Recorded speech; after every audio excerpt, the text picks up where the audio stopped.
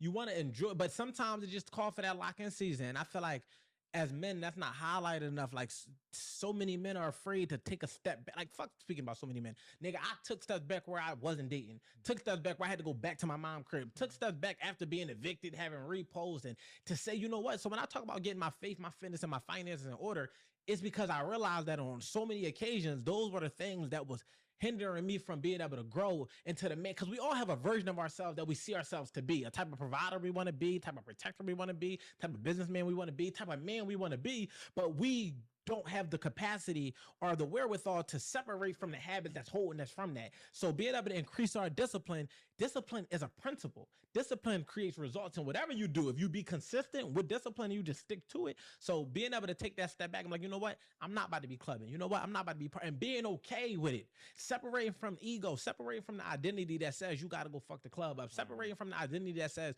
you got to sit here and cash out on this and cash out on that, or constantly be in the latest trends, or constantly be driving the latest shit, and literally give yourself a season or 2 or 3 or however many you need, however long that is, for you to be able to create in a way that allows for you to have longevity in your space of having money. And I feel like so many men will be struggling. It's like you carrying 150 pounds worth of groceries.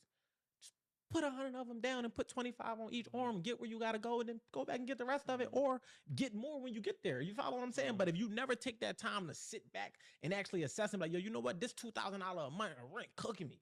Man, me trying to have this car note, this rent paying, let me get rid of this shit. Let me see. All right, let me go from a $2,000 a month apartment to maybe a $1,200 a month apartment. Let me go from a $1,000 car note to maybe a $300 car note. Maybe just own my car so I don't have a car note at all, and I'm just dealing with insurance. Let me get all of the things that I need to get in order so that when I start to be able to accumulate more money, I can take more money to invest to be able to get back to the level.